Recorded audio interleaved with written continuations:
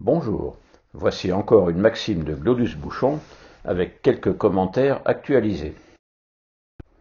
D'après Glodus Bouchon, le stress serait une maladie, qui plus est contagieuse. Le stress, c'est comme la grippe. Ça s'attrape des gens que tu fréquentes. Tu vois les Chinois, comment ils font pour éviter la contagion. Si jamais tu as fréquenté quelqu'un qui a touché la main à un stressé, il va falloir qu'on te mette en quarantaine, mon gun. Et vous, quand pensez-vous?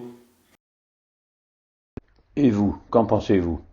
Le conseil de Glodus se passe de commentaires. Dans la vie de tous les jours, il convient de porter un masque quand vous croisez un stressé.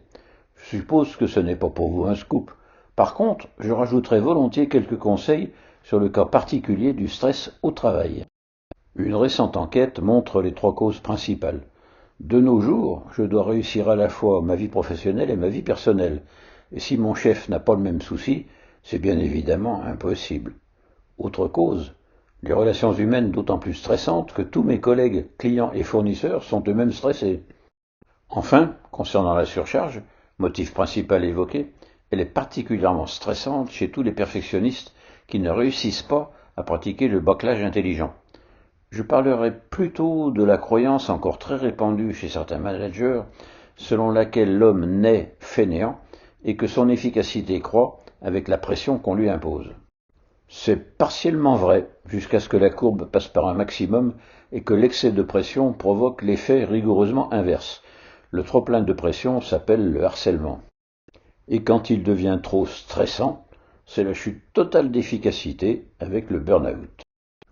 Si votre chef croit vous motiver en vous stressant, il n'y a que deux solutions. La fuite, avec pour objectif de prendre n'importe quel emploi, mais pas avec n'importe quel chef, ou éventuellement adopter la posture du hérisson, mais uniquement si l'emploi est bien payé, dans un bureau à 2 fenêtres, donnant sur une plage de cocotiers et à 5 minutes à pied de chez vous. Bon, si les collègues sont sympas, il est possible d'organiser une résistance passive, collective, jusqu'à ce que le chef se fasse virer par son conseil d'administration pour absence de résultat. Mais ça risque de prendre beaucoup de temps. Personnellement, je vous conseille plutôt de changer de chef.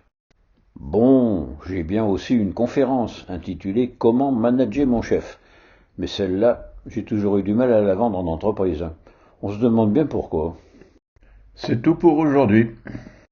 Pour la suite, eh bien, c'est vous qui voyez. Et bien sûr, tournez-vous dans le sens des vents favorables, c'est tellement plus cool.